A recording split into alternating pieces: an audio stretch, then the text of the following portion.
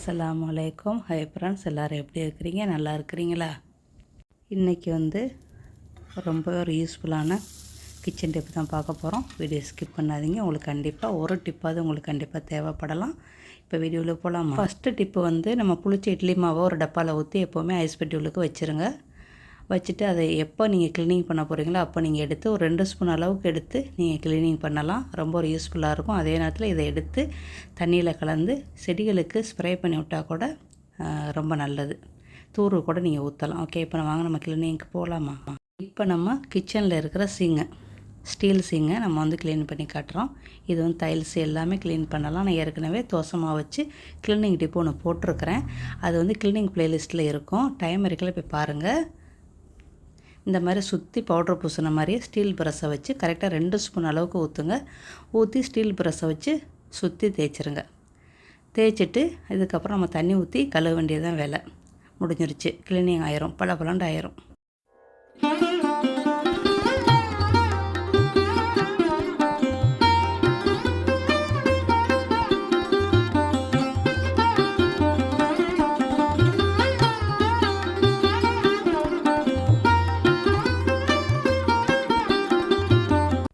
நம்ம ஊரெல்லாம் வைக்கலாம் வேண்டியதில்லை. கையோடு தேய்ச்சிட்டு கழுவி விட்டுற வேண்டியதாக முடிஞ்சிருச்சு. எவ்வளோ பளபளண்டு இருக்குன்னு பார்த்தீங்களா? இந்த சைடு என்ன நம்ம இன்னும் தேய்க்கலை. தேய்க்காத சைடும் தேய்ச்ச சைடுக்கும் உங்களுக்கு வித்தியாசம் தெரியும். கண்டிப்பாக செஞ்சு பாருங்கள். இந்த மாதிரி டாய்லெட்டில் இருக்கிற சிங்குகளுக்கும் டாய்லெட்டு க்ளீனுக்கும் டைல்ஸு எல்லா வகையான இதுகளுக்கும் இந்த புளிச்ச மாவு உங்களுக்கு ரொம்ப ஒரு யூஸ்ஃபுல்லாக இருக்கும். இப்போ அங்கே அடுத்த டிப்பு போகலாம். இப்போ நம்ம அரிசி நிறையவே வாங்கி வச்சுருவோம். திடீர்னு நம்மளுக்கு என்ன செய்ய, திடீர்னு வண்டு வந்துடும். அதனால் வண்டு வராமல் இருக்கிறதுக்கு நம்ம நிறையா டிப்புகள் பார்த்துருக்கோம். இது ஒரு வகையான டிப்பு.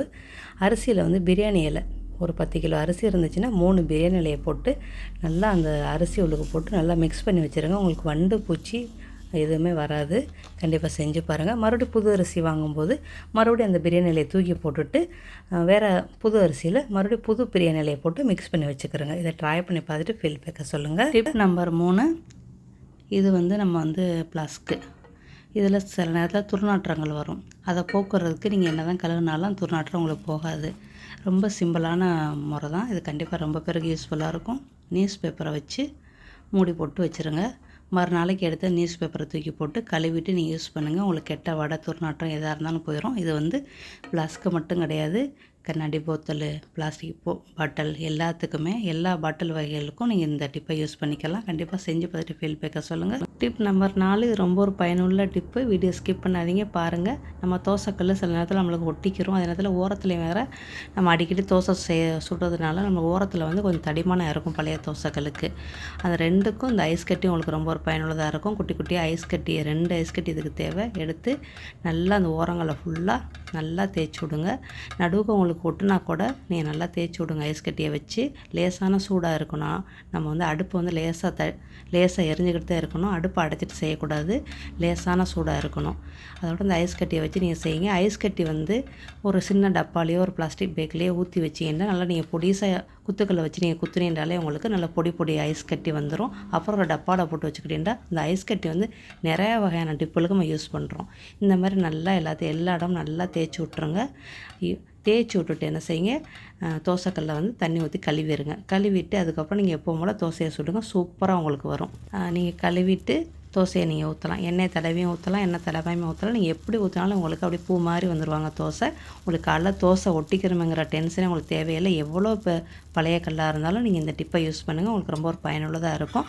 உங்களுக்கு இந்த வீடியோ பிடிச்சிச்சின்னா இந்த வீடியோக்கு ஒரு லைக் கொடுங்க.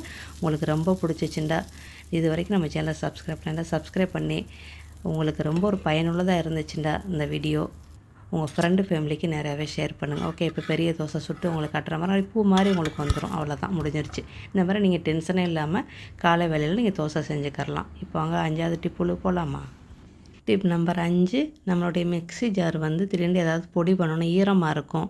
நீங்கள் துடைச்சாலும் அந்த ஈரப்பசை அதிலே தான் இருக்கும். பொடி பண்ணோம்னா கட்டி கட்டியாக போயிடும். அதை தவிர்க்கிறதுக்கு அடுப்பு சின்ன இதில் வச்சுக்கிறோங்க. வச்சுக்கிட்டு இந்த மாதிரி கவுத்தி நீங்கள் மிக்ஸி ஜாரை லேசாக சூடு காட்டிட்டு நீங்கள் துடைச்சி விட்டீங்கனாலே உங்களுடைய மிக்ஸி ஜார் எந்த ஒரு ஈரப்பசையுமே இருக்காது. நல்லா காஞ்சிருக்கும். ஓகே, சூப்பராகவே நல்லாவே காஞ்சிருச்சு. ஈரப்பசை எது மேலே இப்போ நம்ம அருமையாக நம்ம தூள்களை செய்யலாம். ஆனால் இந்த மிக்ஸி ஜாருக்கு நடுவுக்கு அந்த ஸ்டீலில் இருக்குது தெரியுதா, அது வந்து பிளாஸ்டிக்கில் சில பேருக்கு இருக்கும். அது இருந்துச்சுன்னா நீங்கள் கொஞ்சம் கவனமாக கையாளணும். ரொம்ப நேரம் அடுப்பில் வச்சிங்கன்னா இலையிரும். அதில் மட்டும் கவனமாக இருங்க. ஓகேயா? இன்றைக்கி போட்டிருக்கிற டிப்பெல்லாம் ரொம்ப ஒரு பயனுள்ளதாக இருக்கும் நம்புகிறேன். உங்களுக்கு பயனுள்ளதாக இருந்துச்சுன்னா அந்த வீடியோக்கு ஒரு லைக் கொடுங்க. அப்படியே நம்ம சேனலை சப்ஸ்கிரைப் பண்ணி சப்ஸ்கிரைப் பண்ணிக்கிறங்க. உங்கள் ஃப்ரெண்டு ஃபேமிலிக்கு நிறையவே ஷேர் பண்ணுங்கள். நெக்ஸ்ட் டிப்பில் சந்திக்கலாமா? By, see you.